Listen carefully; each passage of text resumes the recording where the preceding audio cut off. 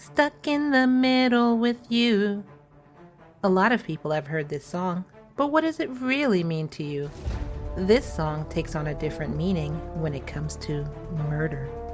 Let's get stuck in the middle right now on Love and Murder.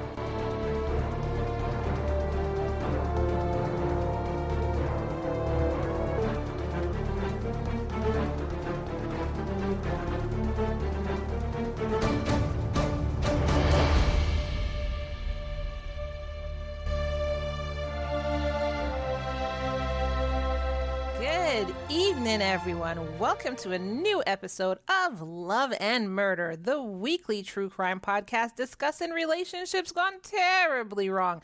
And when I say terribly wrong, Char, how wrong do I mean? She means dead wrong. Dead wrong. Dead. D-E-D. It's so dead we take the A out. I am your host, Ky, and this is my host, the illustrious, the gorgeous, the fashionable. I'm going to put her out of her pain, everyone. It's Char. Welcome back. Thanks for being with us. Thank you for putting me out of my pain because I didn't know what else to say.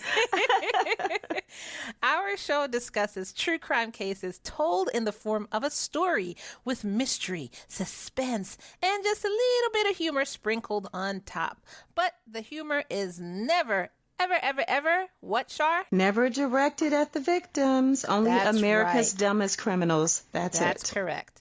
Check out our podcast on Apple Podcast, Stitcher, or wherever you get your podcasts. We're everywhere. Follow us on social media. The links are in the show notes below, but I will say it at the end of the show. I just don't want to take up the beginning of the show with all of this. So today we're talking about a case that will have you questioning your family.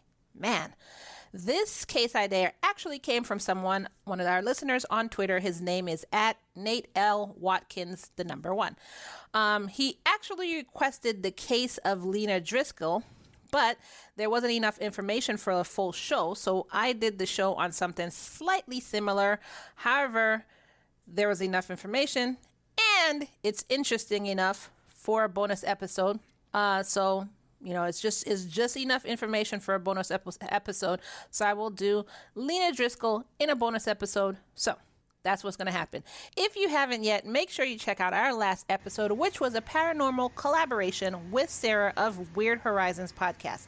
If you want her link, just go to our website and it's going to be there in the show notes.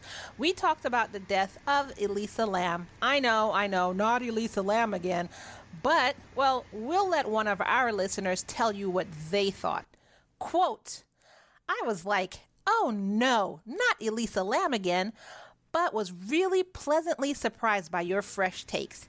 Even almost brought the paranormal angle, Char. Well, almost. End quote. So, yes, it's Elisa Lam again, but apparently it's not the same as everybody else. So go ahead and check that out. So if you haven't had a chance, after this episode, head on over and listen to last week's episode number 47. Now, on to today's episode.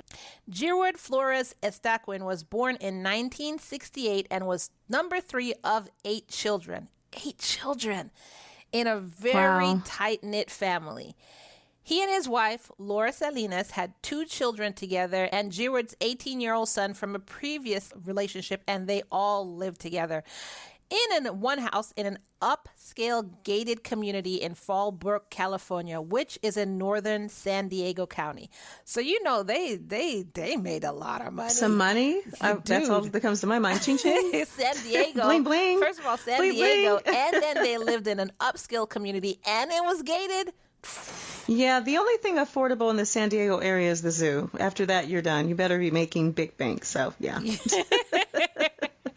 So Gerard was a military reservist and a real estate agent and a rugby coach. So he joined the military in 2007 and worked as a space orbital analyst with the California Air National Guard and held the rank of technical sergeant. Everyone who knew him described him as a joy to be around, quick-witted, funny, and generous.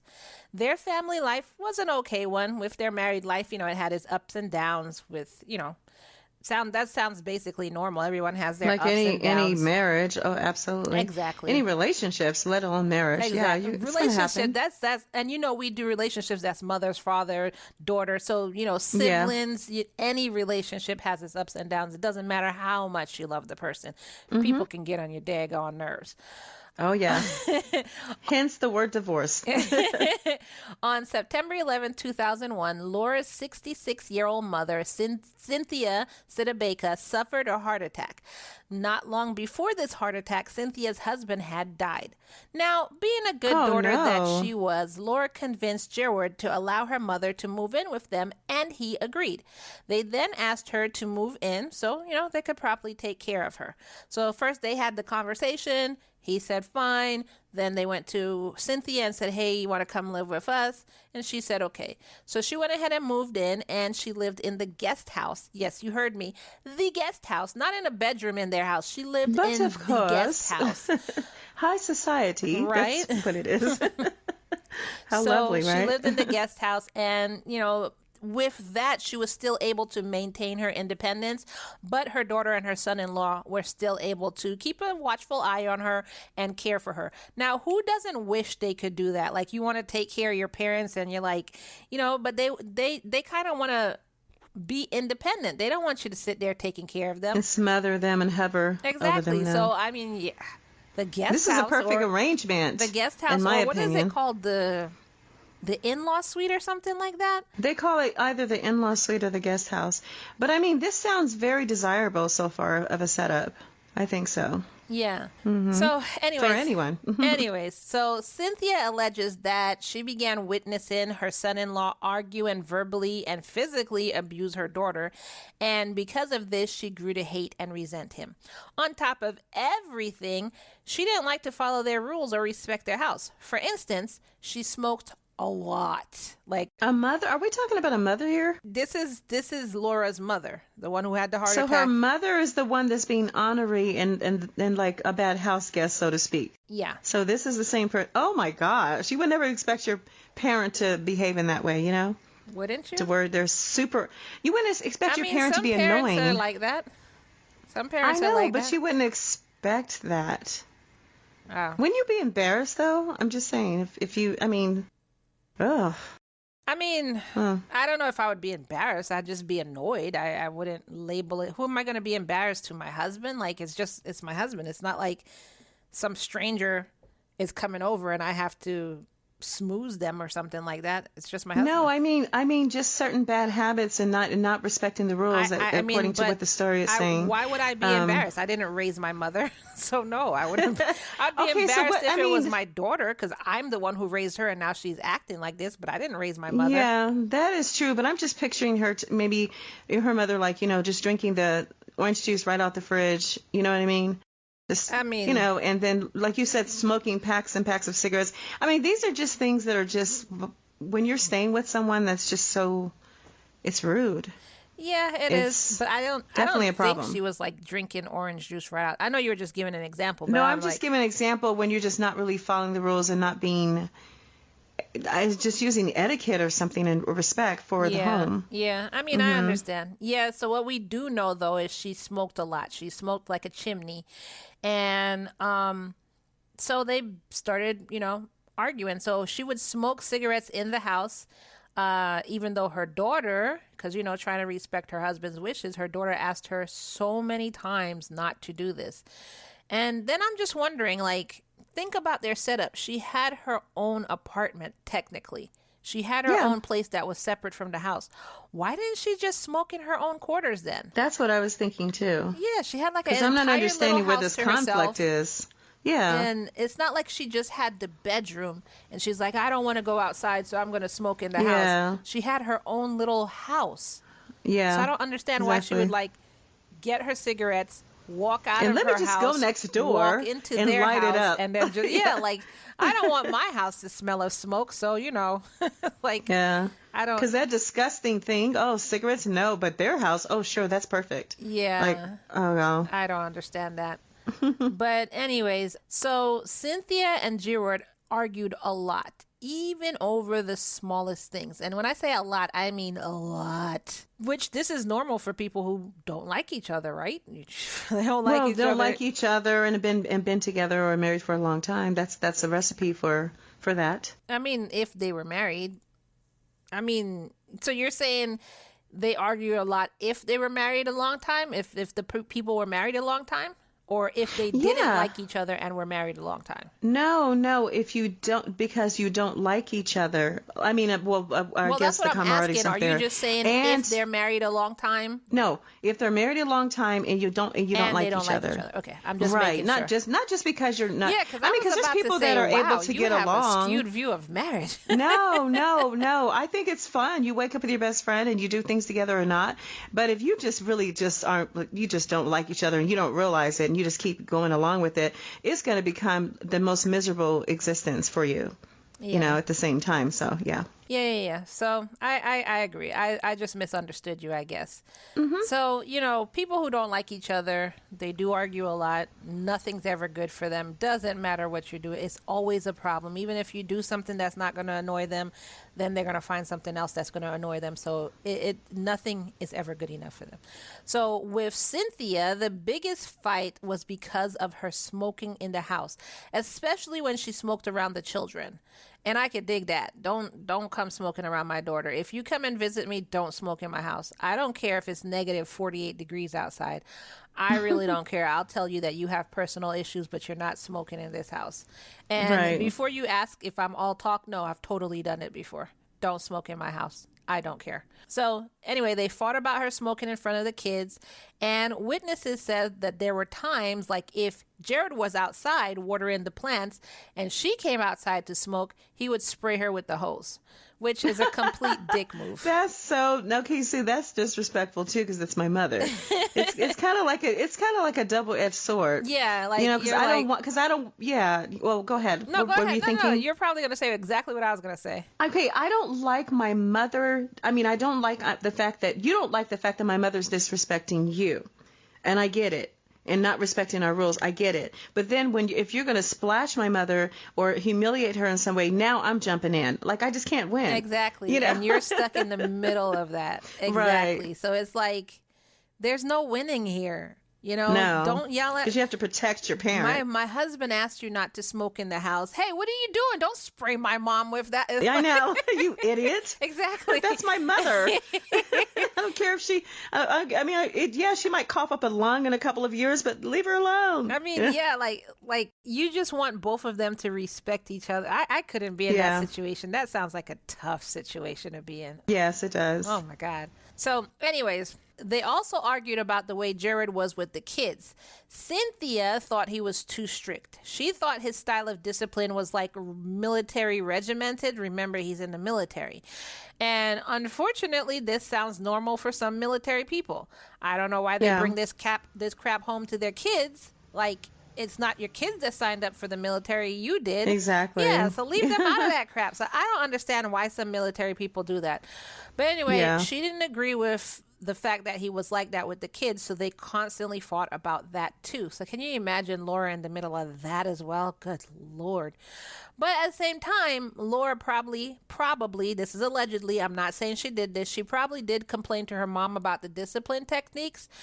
So then Cynthia went to Jared and then they argued about this. On February 11th, 2014, the family was getting ready to celebrate Cynthia's 63rd birthday. Wait, 63rd? I think in the beginning of this episode, I said she was 66. So I apologize. At the beginning of this episode, she was 62. And they're preparing for her 63rd birthday. So, And so they were preparing for her birthday for that day and to go to one of the children's spelling bee competition. Something I would have never been in because I can't spell worth anything. I can't. I didn't know that, actually. I just assumed that you definitely could spell probably like all the spelling bees as a kid. And well, I did that. I was pretty good at that. Terrible speller. Oh, wow. What do you call it? Autocorrect is my friend. And autocorrect sucks, so that's really sad. But see, I know what it's supposed to look like. That's the funny thing. But if you ask me to stand there and spell, I can't spell. I'm so bad that my mom they used to try and get me to read the dictionary when I was little to try and remember how things are spelled. I was also rebellious, so I refused to do it. Of course. But anyways. In true Ky fashion, she's not going to do it. It didn't make sense to me. I'm not going to do it. If I need to know how something's spelled back in that time, that's what dictionaries were for. And then now, that's what autocorrect is for. That's what autocorrect is for, even if it is wrong half the time. I just don't, autocorrect got me into a really bad fight with one of my best friends here last night because I was trying to say, imagine this, I was trying to say absolutely, and she thought I said absurd. And so it was just, she goes, oh, I'm so pissed. I'm done. It was just weird. Oh my God. It was autocorrect. It wasn't me. Okay. You gotta watch that autocorrect. So anyways, so Laura had gotten up already and she had gotten the kids ready and taken them to school. So Gerard was beginning to clean the house for the day and Cynthia was getting dressed. So let's take a break here. At the climax of the episode, so I could tell you about some friends of ours. Have you checked into Hotel Vicarious? Daria and Jenny are two best friends with a serious love of TV and film, and they have a lot to say about their current favorites. Coming up next, Bridgerton Season 2, starting March 31st. Each episode is full of in-depth discussions, lots of laughs, and plenty of hot takes. New episodes are released every Thursday, so we recommend ordering some room service and checking in to the latest episode of Hotel Vicarious. If you want to be part of our exclusive L&M community, then join us over on Patreon at patreon.com/Love and Murder. When you join, you get commercial-free episodes of Love and Murder. You also get bonus episodes every 2 weeks of so many things. Crazy crime. We have new things. I'll talk about it soon. But anyways, go there now. It's only $3 a month. Patreon.com/Love and Murder. If you've listened to our show, or even at the end of this episode, and you like it, then head on over to Apple Podcasts and rate us 5 stars. So either Apple or Spotify, head on over there and rate us 5 stars. Say whatever you want in the description. It just helps bring us up in the chart so that everyone could find us just like you found us. And the easiest way to rate us is to just go to our website, www.murderandlove.com, and choose Rate Us in the menu above. Now, back to the show. At 8 a.m., neighbors heard multiple gunshots going off and immediately ran to call 911. 911 received like 5 or more calls detailing what's going on. And even on the call, like some of the calls, you could hear more gunshots ringing out in the background, and you can hear someone screaming for help.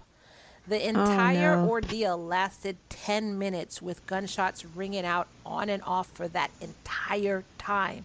Can you imagine 10 minutes of gunshots? That's a long time. That is a long time. I would expect there to be bloodshed everywhere after all of that, because that's a long time. You'd think you would look outside and it's like one of those action movies and somebody half the neighborhood's on the ground. Yeah, the day after tomorrow, everyone's just laid out. It's like, wait, what happened here? You would be under your bed scared, like, I wouldn't even know what to do, because you don't want to run outside and get hit by a bullet. You don't know what's going on, so you're just in your house like scared and hoping your family is safe and everything like that. So anyway, police were dispatched and they arrived a short while later. Like, they got there quick. Like, seriously, it's San Diego and a gated upscale neighborhood. I was going to say, look at their neighborhood. Exactly. Of course they'll be there. The police, before you hang up the phone, they're pulling up. As soon as you said 911, they were already someone there. Called? Can we help you? Yeah. Yep. At the Escalating house, they were met with a trail of blood that led from the front of the house to the kitchen, where they found the body of Gerard laying in a pool of blood with a bunch of bullet holes in it. Oh my God. Not a bunch of bullet holes. A bunch of bullet holes. I told you it was 10 minutes. Yeah, that's terrible. So police began investigating to see, if it was a break-in or basically just what happened. They counted 15 bullets in total from a .38 caliber handgun that had been dispatched. 11 of those bullets had gone into Gerard, with 7 staying inside of him and 4 passing through him. 3 of the 15 bullets were found in the kitchen door, and 1 was unaccounted for. While questioning the neighbors, police thought that suspects could, consist of Gerard's 18-year-old son and Cynthia. However, based on neighbors' accounts, their main suspect became Cynthia. She'd been home when Jared was shot, and she hated the man. So, where's Cynthia? Police began canvassing the neighborhood, and 4 hours later, they located her at a coffee shop. It was her favorite coffee shop. When they questioned her on her whereabouts for the morning, she said she'd just eaten a big breakfast at Denny's, and then she'd spent 2 hours gambling at Pechanga Casino. Pechanga. I like that word, Pechanga. It's probably Pechanga. Pechanga? Mm-hmm. It's Changa. Pechanga. Oh, I mean, you live okay. over there, so it might be Pechanga, but to me it looks like Pechanga. Either way. Okay, well, the whole point is this is how she lazes her days away. How nice is that? I had a lovely breakfast at Denny's, a big breakfast, and then I just decided to throw my money away at the slot machines for 3 hours. Well, I was gonna say, what a I life. really appreciate though, Char, that you had me say Pechanga so many times because I really like that word. I know. It makes you Pechanga. interested and curious, like, what is it really about? Yeah, she was at the Pechanga Casino. Pechanga. Basically, Kinda makes you wanna go. She'd been out enjoying her birthday morning, so that was literally her it was her morning. birthday. Yeah, remember? Well, yeah, that's right. I guess I'd be doing the same thing. Going to Pechanga Casino. Big breakfast at Denny's first, of course. Of course. Anyway, so police decided to bring her in for questioning, which she happily obliged. Now, there is actually a video of her interrogation that I'm going to post to our fan page. So basically, search that'd be Google interesting. or Facebook for Love and Murder fan page and request to be let in. And you'll basically be able to see the video. You don't want to miss this video. I'm telling you, I watched it and it's like the most bizarre thing.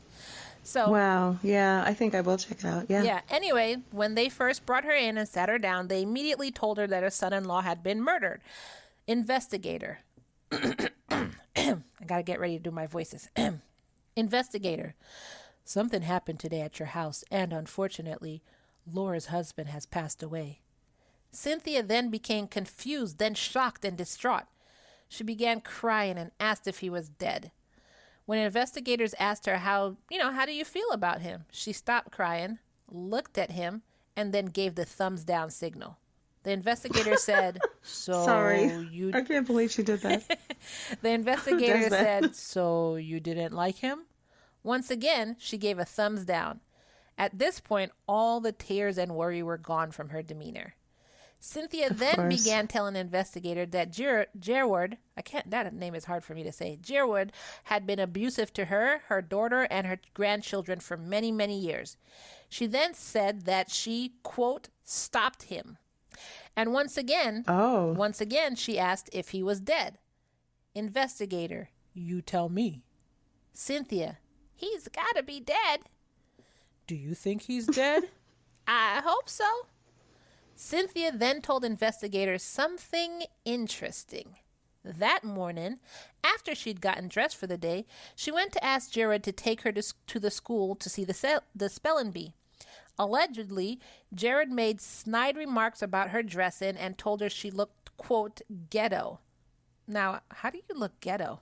But anyways, right. Cynthia decided that right there was the last freaking straw. You know what? I'm angry now. Damn it, I can't smoke in your damn house. I'm sick and tired of how you talk to my grandchildren and you have them do push-ups at 6 a.m. But you don't tell me I look ghetto. I'll show you ghetto. I mean, so it's crossing the line, Betty. That is crossing I'm really upset. the line. This is the line here, and you took 2 steps over it. So I'm going to show you ghetto. G word. So she then went to her apartment, for lack of a better word. She went to her granny quarters or whatever you want to call it. But she went to her apartment. She got her .38 revolver. She then walked towards Jared, who at that point in time was actually like walking away. He was in front of her walking away from her, and he was carrying a laundry basket, and she just started firing. So basically, she shot him 5 times in the back. Oh my God. And he can't even defend himself. You never shoot someone in the back. She was there, so no. Oh, you don't shoot somebody in the back. I mean, you don't shoot somebody, period. Yeah. But if for some reason, you know what am I talking about? But you don't shoot them because you know why? No, because the defense will always say that you don't shoot someone in the back because they can't defend themselves. So you can't tell me that you're innocent, for example, because you shot them in the back. If somebody's beating me with a golf club.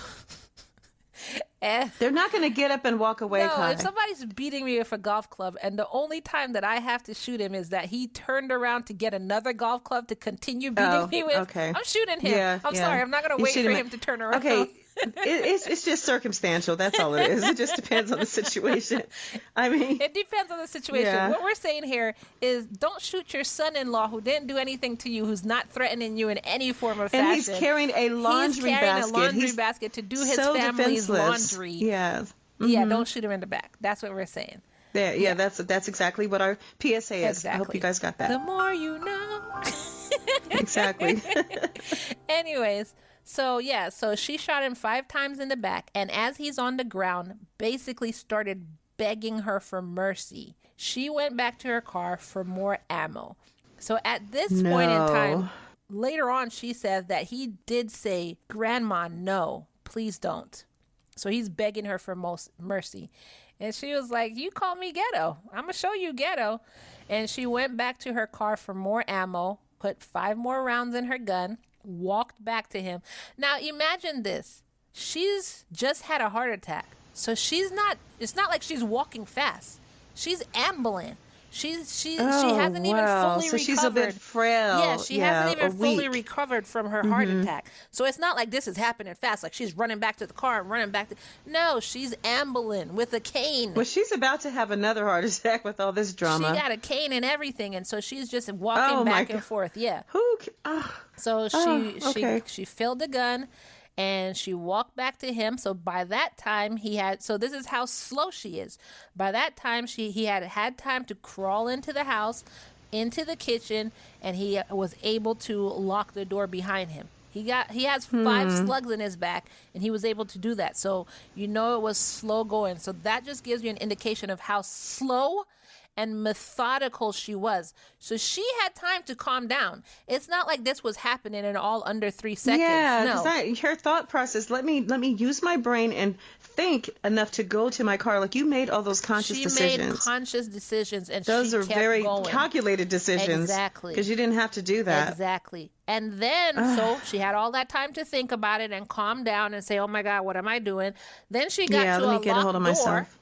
So you still have more time to say, "You know what, I need to stop and call 911. But no, she shot through the kitchen door, which I'm guessing was made of glass, and then got in the house and just kept shooting Jared. She then went back to her car for more ammo, filled up her gun, went back to him, and then emptied the clip in him again. That's why they kept hearing gunshots for 10 minutes. That's what happened. Yeah, this is really bad. You know what? This is not a shooting. It's an execution. It was totally an execution. Yes. Totally.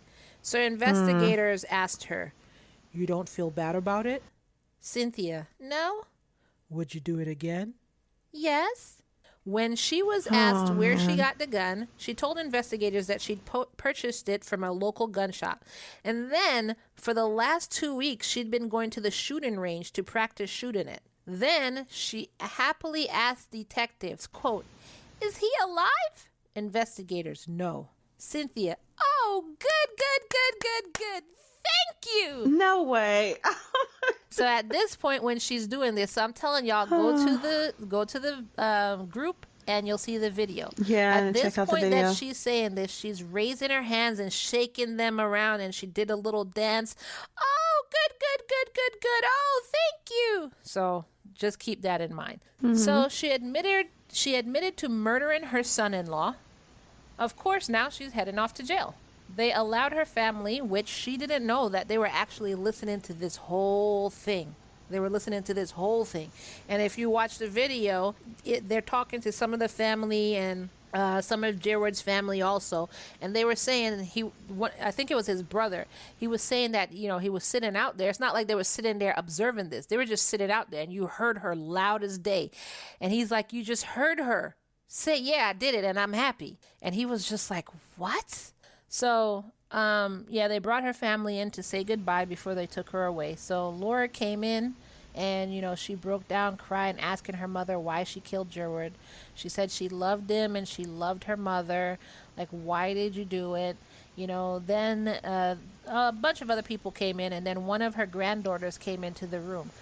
So when the granddaughter came in, Cynthia held out her arms and said, "Come give me a kiss." But her granddaughter barely crossed the threshold of the door, and then she said, "No, you killed my dad." And then she just broke down crying. If you watch that video, that part is heart-wrenching. Heartbreaking. Yes. My God. And then that's when Cynthia started crying when her granddaughter said that, because the granddaughter wouldn't come and hug her. Wow. So she was charged. I guess that's when reality hit for Cynthia. I guess. So she was charged with first-degree murder. In August of 2016, she was sent to a psychologist and was found competent to stand trial. The trial began in January of 2017.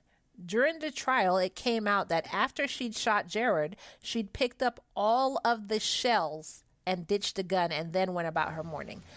I didn't even realize that when the cops got there, they didn't even see shells. They saw just the holes. That's how they counted the bullets. Oh, okay. Yeah, so they can do that. So she ambled her little self and picked up all of the shells and then threw away the gun and then went to eat Disposed at Denny's of all the shells where they couldn't find them. And gamble. They have to, but don't they have to match them to the gun anyway? I mean, not just holes. They have to match the shells. I don't know. To know that's, I don't know. I mean, she probably showed them where she put the shells, so that wasn't hard to do. Oh, God. Okay. And then she probably showed them the gun, so again, that wasn't hard to do.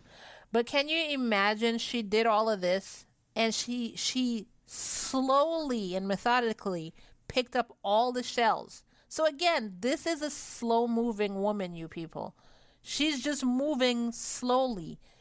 And then she threw it all away and then went about her morning.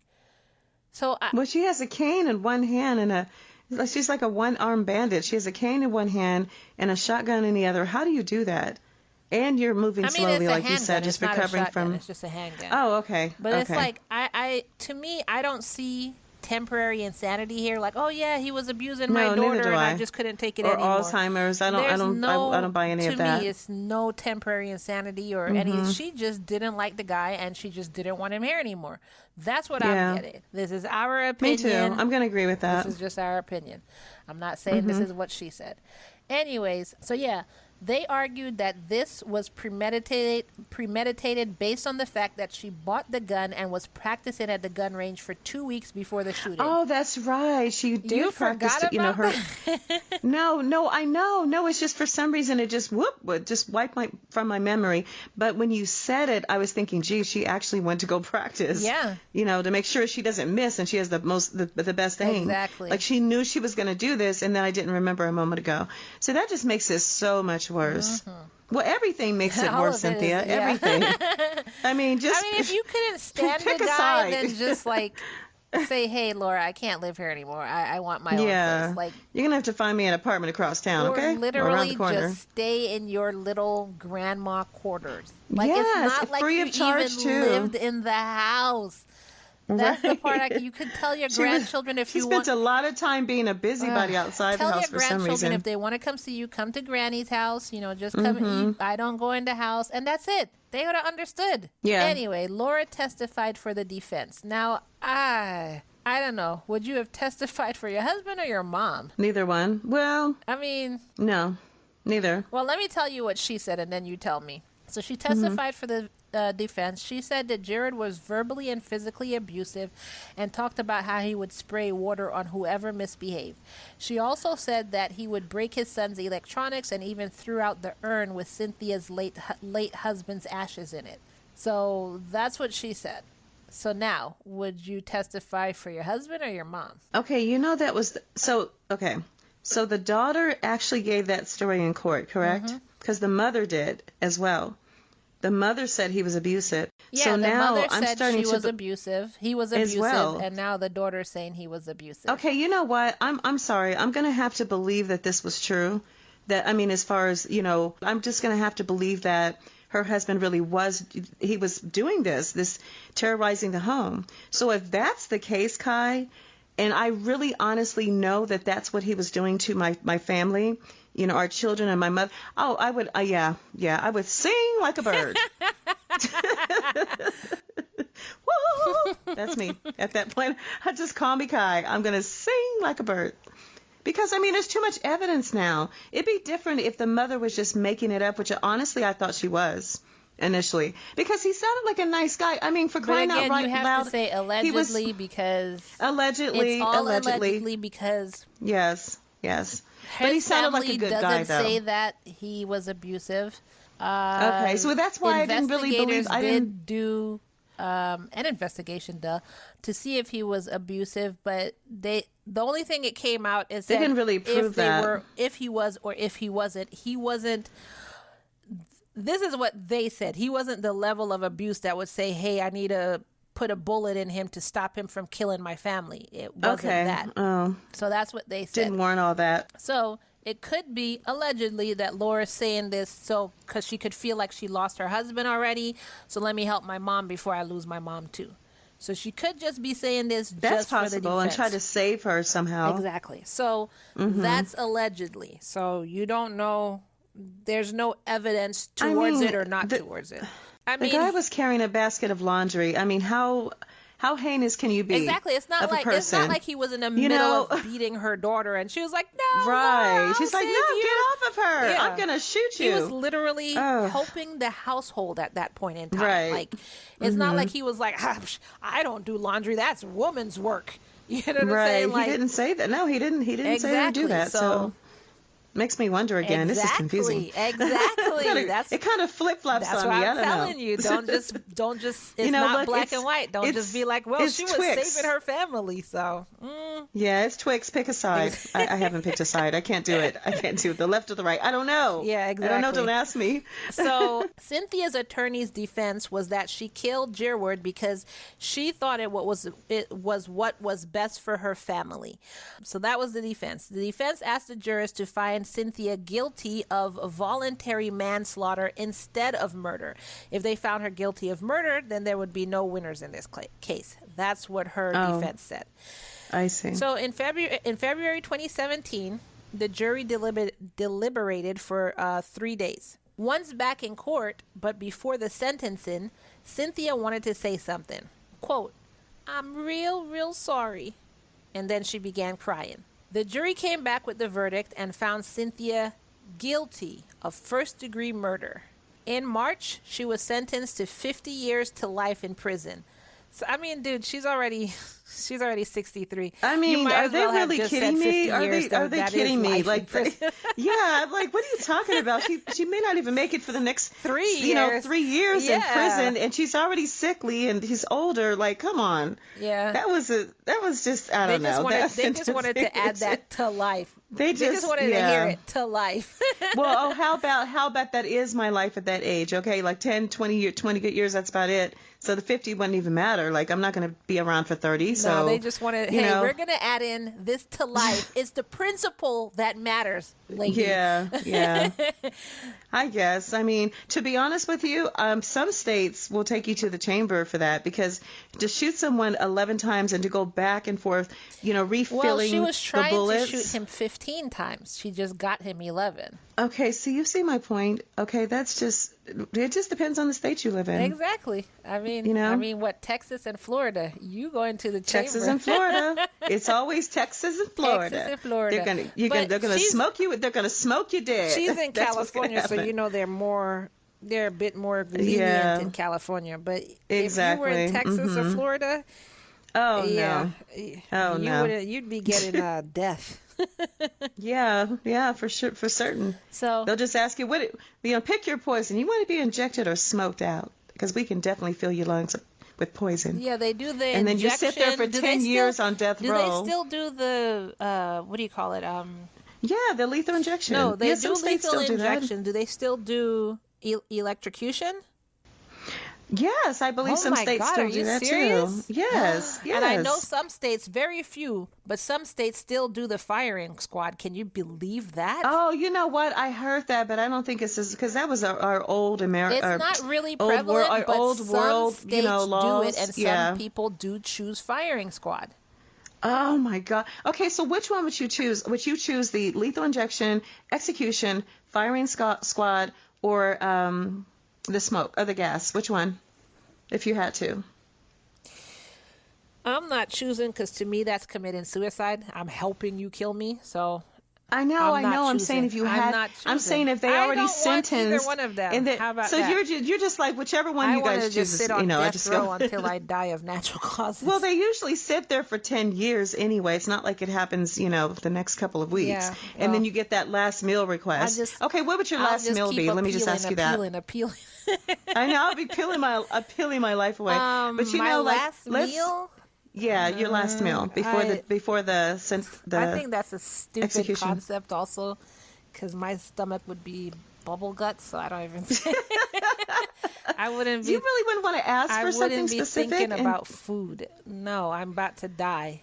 I'm gonna be. Okay, so Ky, here's a little known secret. You're supposed to ask for something very rare.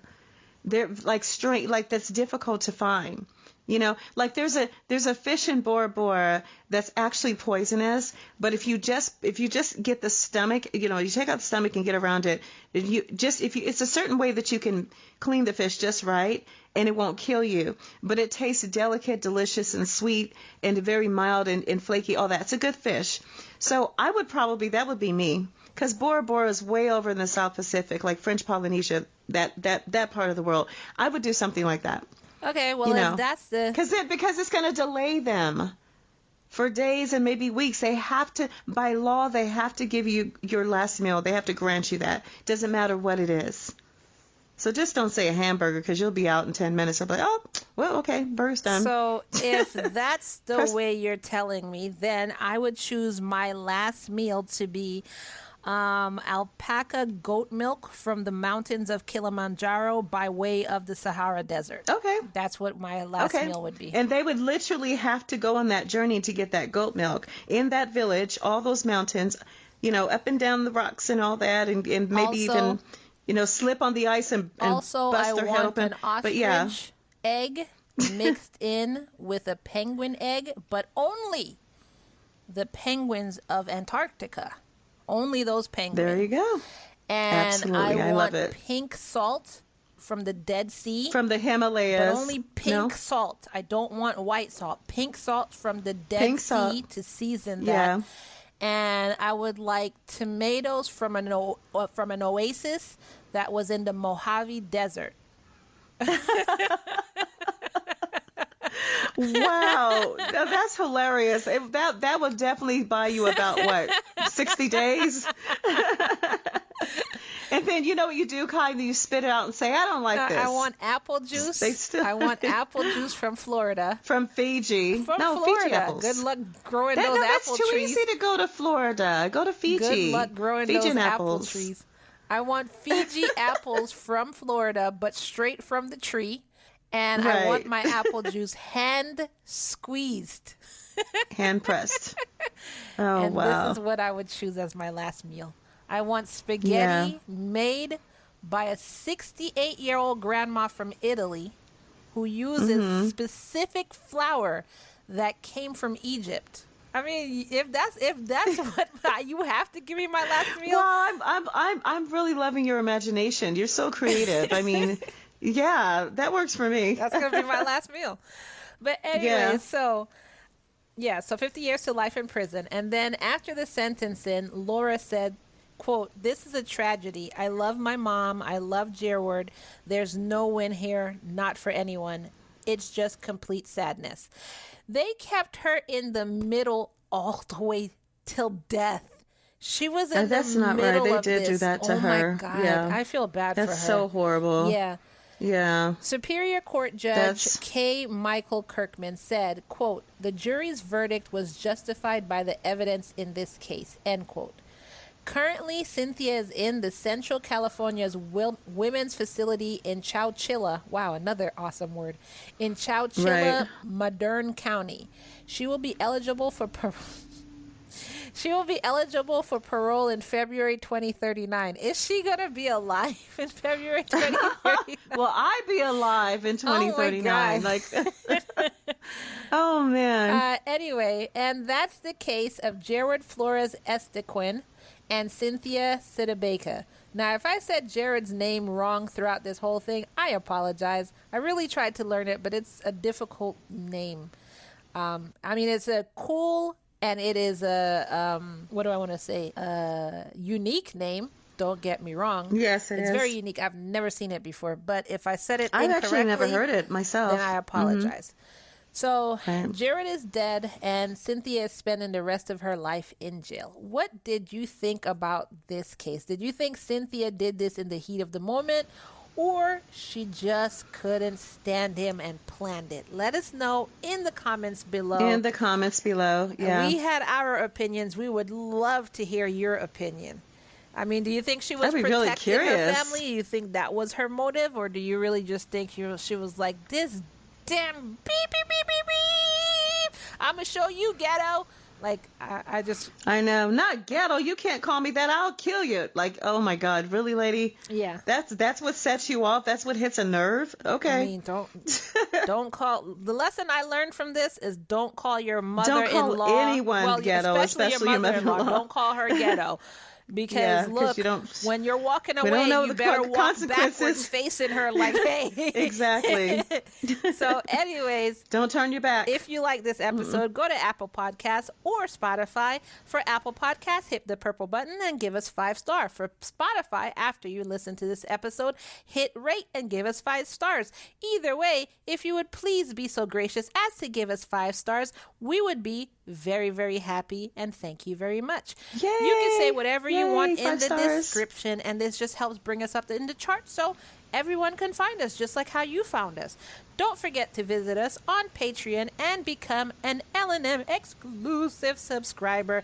Don't forget, this is the last month that it's only $3 for everything. After that, we have tiers and the price will go up.